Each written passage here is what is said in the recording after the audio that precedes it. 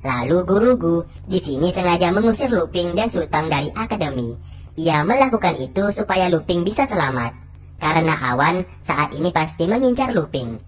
Guru Gu berpura-pura bersikap kasar kepadanya dan mengusirnya secara paksa. Seluruh murid menentangnya dan tak mau kalau Luping diusir. Luping lalu mengiyakan perintah gurunya dan ia beserta Sutang pergi dari sana. Setelah itu, Luping yang sekarat mengajak Molin untuk ikut dengannya. Singkatnya, Awan beserta pasukannya tiba di sana. Ia berteriak dan mencari Luping. Guru Gu mengatakan kalau ia telah mengusir Luping dari Akademi Zefeng. Karena Awan orang yang mudah ditipu, Guru Gu mengajaknya ke belakang gunung untuk menemui Luping, yang mungkin saja Luping masih belum jauh pergi. Mereka pun pergi dari sana.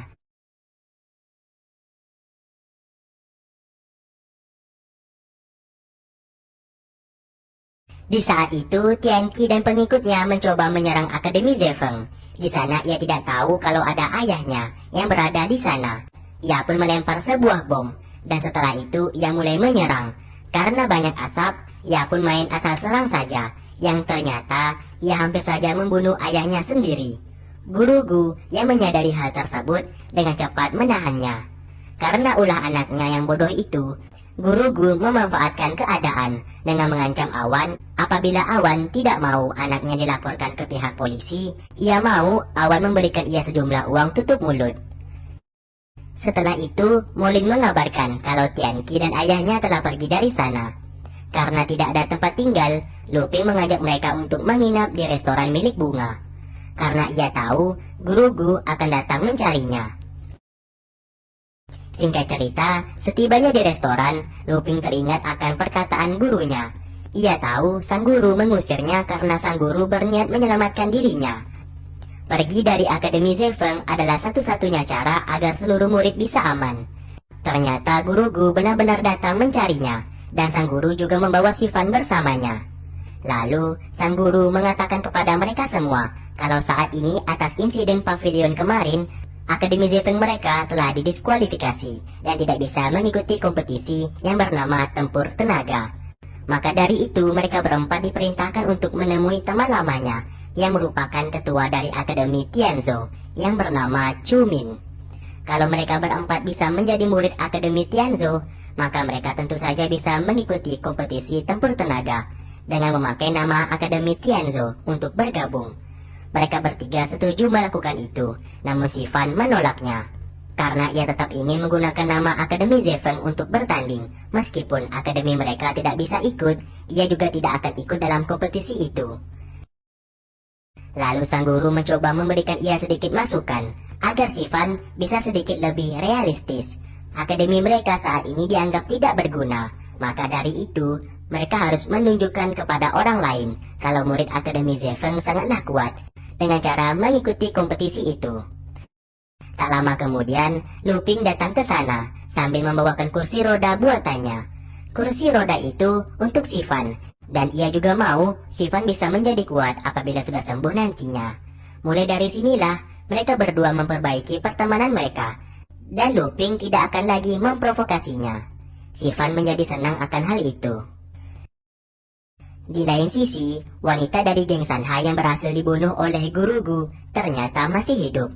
Ia mengatakan kepada rajanya kalau pria yang selama ini mereka cari, yang memiliki 6 kekuatan di tubuhnya, berada di Akademi Zefeng. Dan pria itu adalah Luping, yang kabur sejak 3 tahun yang lalu. Mendengarkan hal tersebut, sang raja memerintahkan untuk menangkap Luping kembali, dan membawanya ke istana geng Sanhai. Di lain sisi, di kerajaan negara Suo, saat ini terjadi selisih tegang antara Wen dan Xia. Mereka berdua ini merupakan kaki tangan sang raja. Xia mengatakan untuk memilih prajurit kerajaan harus dari keluarga bangsawan, namun berbeda hal dengan Wen. Ia mau rakyat biasa juga harus ikut dalam seleksi, karena bagaimanapun juga rakyat biasa juga memiliki hak untuk menjadi prajurit kerajaan. Tak lama kemudian, Jenderal Qin yang merupakan prajurit terbaik di kerajaan datang ke sana. Di sini, Qin setuju atas usul dari Wen untuk memasukkan rakyat biasa dalam seleksi pemilihan prajurit kerajaan, karena rakyat biasa memiliki kemampuan dan kekuatan yang tak kalah dengan anak-anak bangsawan. Maka dari itu sang raja menyetujui permintaan Jenderal Qin dan Wen. Mereka pun sujud dan berterima kasih kepada sang raja. Saat di luar, Xia menyuruh mereka untuk berhati-hati, karena apabila rakyat biasa yang terpilih membuat kekacauan di kerajaan, mereka lah yang harus bertanggung jawab. Perselisihan pun terjadi antara jenderal. Lalu, Sang menemui Wen sambil menanyakan apakah Wen mengetahui sebuah segel rantai yang mengekang kekuatan seseorang, dan apakah rantai itu bisa dilepaskan atau tidak. Wen mengatakan sangat sulit melepaskan segel tersebut. Namun, rantai itu bisa dilepaskan tergantung dari semangat orang tersebut. Sesaat, Sang memutuskan omongannya karena ia merasa heran kenapa dirinya tiba-tiba perhatian kepada Luping. Dan setelah itu ia pun pergi dari sana. Di lain tempat, Awan menerima surat dari kerajaan Geng Sanhai. Kalau saat ini, sang raja meminta Awan untuk berhenti mengajar Luping karena Luping merupakan aset berharga bagi Geng Sanhai. Ternyata, Sang merupakan murid Akademi Tianzhou, yang saat ini Luping beserta yang lainnya hendak masuk ke dalam akademi tersebut. Akademi Tianzhou merupakan akademi yang sangat elit, bahkan para siswa yang boleh masuk hanyalah anak-anak bangsawan, dan Sang tidak menyukai peraturan tersebut. Terlihat, seorang pria yang merupakan pemimpin Akademi Tianzhou yang bernama Ting mengajak Sang untuk bergabung bersama mereka untuk mengikuti kompetisi. Namun Sang menolaknya mentah-mentah karena ia tak sudi berdekatan dengan orang sombong yang hanya memilih teman dari orang kaya saja. Di lain sisi, mereka semua sedang makan. Namun tiba-tiba di sana ada Tian Qi yang hendak makan juga. Ia marah kepada pelayan karena tidak ada kursi untuk mereka makan. Karena saat ini semua kursi sudah penuh. Ia pun melihat anak-anak dari Akademi Zefeng. Karena kesal, ia dengan seenaknya melempar mereka dengan piring. Tidak hanya itu, ia juga hendak melempar semangkuk bubur milik wanita tua di sana yang sedang mabuk. Belum sempat ia mengambil mangkuk bubur itu, tangannya tiba-tiba dihentikan oleh wanita mabuk tersebut. Terlihat wanita tua itu menghajar Tian Qi beserta pengikutnya hingga babak belur. Setelah itu, wanita tersebut pergi sambil membawa bubur kepiting dan segelas arak. Luping mengejar wanita tua tersebut sambil mengucapkan terima kasih. Namun wanita itu hanya diam dan tidak memperdulikannya. Singkatnya, mereka kembali ke penginapan. Sang guru memberikan sebuah hadiah dan mereka disuruh untuk pergi ke Akademi Tianzhou dan memberikan hadiah itu kepada teman lamanya yang bernama Chumin, yang merupakan orang terhebat di Akademi Tianzhou. Mereka semua pun langsung pergi ke sana. Terlihat di depan Akademi Tianzhou, kalau akademi tersebut tidak ada bakat bela diri sama sekali, melainkan hanyalah sekumpulan anak-anak orang kaya. Di dalam, Ting yang merupakan pemimpin Akademi Tianzhou sedang melatih kekuatan suara miliknya bersama murid-murid lain. Semua orang melihat aneh kepada mereka, ada yang mengejek dan ada pula yang menutup hidung dan menganggap mereka ini merupakan gembel. Lalu seorang murid Akademi Tianzhou menghampiri mereka. Luping mengatakan kalau mereka ingin bertemu dengan seseorang yang bernama Chumin. Namun semua murid tidak ada satupun yang mengenal orang itu. Luping kemudian memberikan hadiah dari gurunya. Dan mereka mengatakan berasal dari Akademi Zefeng yang hendak belajar bela diri di Akademi Tianzhou. Di saat hadiah itu hendak dibuka, Luping merasakan ada sesuatu hal yang sangat berbahaya di dalam kado tersebut. Ia pun merampasnya dan membuang kado tersebut. Dan tiba-tiba, kado itu meledak. Suara ledakan itu mengganggu pendengaran milik Ting dan murid-murid lainnya yang sedang berlatih. Ia pun segera pergi keluar dan bertemu dengan mereka. Luping mengatakan ia ingin bertemu dengan seseorang yang bernama Chumin, karena gurunya menyuruh untuk bertemu dengan orang tersebut. Namun Ting dan yang lainnya tidak mengenal orang itu. Luping dan yang lainnya pun dihina dan dianggap pencuri. Lalu, Molin mengambil rencana milik Sang, sambil menunjukkan kepada murid Akademi Tianzhou kalau mereka merupakan keluarga dari Sang. Tentu saja, Ting tidak percaya, karena ia tahu Sang tidak mungkin memiliki keluarga seperti mereka. Karena kebohongan mereka ketahuan, Molin langsung melempar sebuah bubuk ke murid Akademi Tianzhou, dan ia beserta yang lainnya langsung kabur dari sana. Kejar-kejaran pun terjadi. Sang yang melihat mereka sedang berlari, lalu bertanya apa yang terjadi saat ini. Murid itu mengatakan kalau ada pencuri yang masuk di akademi mereka, dan pencuri itu menggunakan lencana milik Sang untuk melabuhi mereka. Sang menyadari kalau lencananya saat ini telah hilang dan dicuri oleh Luping. Ia pun dengan cepat mencari. Terlihat Sang berhasil menemukan Luping dan yang lainnya. Molin mengatakan kalau mereka sedang mencari seseorang yang bernama Cumin, namun mereka dianggap pencuri oleh Akademi Tianzhou. Dari kejauhan, Ting datang ke sana sambil mengatakan kalau Luping dan yang lainnya adalah pencuri. Sang mengatakan kalau mereka adalah temannya dan ia meminta kepada Ting untuk melepaskan mereka. Ting akan melepaskan mereka dengan satu syarat, yaitu ia akan menguji kekuatan dari salah satu dari Akademi Zefeng. Luping lalu maju menghadapinya. Namun tiba-tiba ia dicekik oleh Ting. Di saat Luping hendak diserang, tiba-tiba seseorang menghentikan mereka, dan ternyata orang yang menghentikan mereka adalah wanita tua yang kemarin sempat bertemu dengan Luping. Ting menjadi marah karena perkelahiannya diganggu oleh orang lain. Sesaat, Ketua Xia yang merupakan kaki tangan dari sang raja kemarin datang ke sana. Xia mengatakan kalau wanita tua itu adalah Cumin, yang merupakan prajurit terhebat di Akademi Tianzhou. Namun Cumin memang tidak pernah menampakkan diri. Xia meminta maaf kepada Cumin tentang insiden yang terjadi saat ini.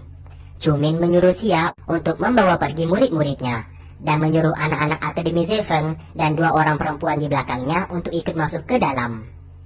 Di dalam, Xifan meminta maaf sambil mengatakan kalau ia disuruh oleh Guru Gu untuk menemuinya, karena Guru Gu mengatakan mereka harus menemui Cumin untuk menjadi mentor mereka.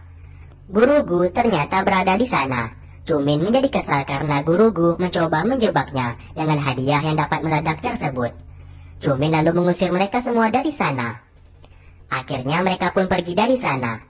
Sang lalu menyuruh Zian untuk mengikuti Luping agar ia tahu tempat tinggal mereka saat ini.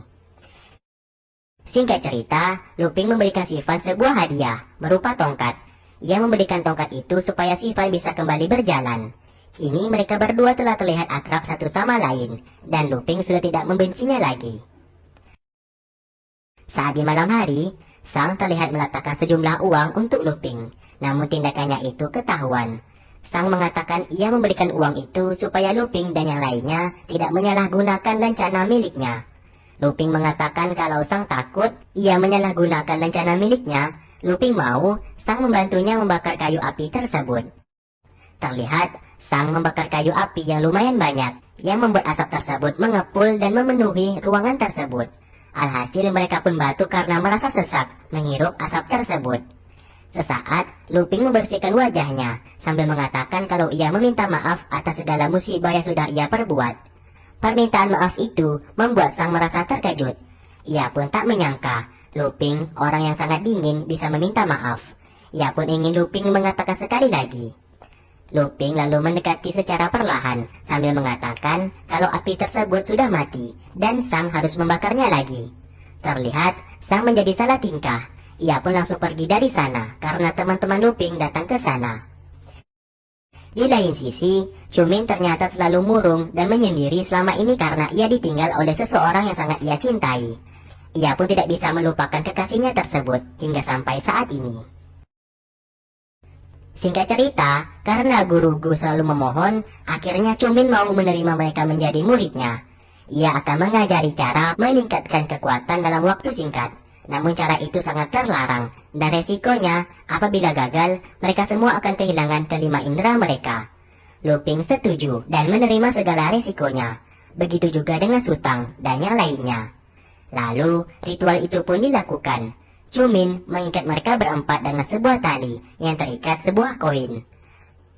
Aura kekuatan mereka sesaat mulai keluar, dan tiba-tiba buku gulungan di sana bergerak dan melayang mengitari mereka. Sang dan Zian tiba-tiba datang ke sana dan melihat Cumin sedang melakukan ritual untuk meningkatkan sebuah kekuatan dalam waktu cepat. Ia tahu cara itu sangatlah berbahaya, maka dari itu ia berniat melaporkan kepada kakaknya. Namun Cumin malah menarik mereka berdua dan meletakkan mereka ke dalam lingkaran di sana. Alhasil, mereka berdua pun justru ikut bergabung. Cumin mengatakan ritual meningkatkan kekuatan sudah terbuka. Saat ini tergantung dari mereka sendiri, apakah mereka sanggup atau tidak. Dan waktu yang diberikan hanya 1 hari. Apabila mereka gagal, bisa dipastikan mereka akan kehilangan kelima indera di tubuh mereka. Bahkan yang lebih fatal, mereka akan bisa tewas di tempat. Seketika tali itu menjadi lepas, dan mereka semua langsung pingsan di tempat. Dan part keempat pun selesai. Oke, terima kasih buat kalian yang sudah stay tune terus di channel ini dan menunggu video-video yang aku upload.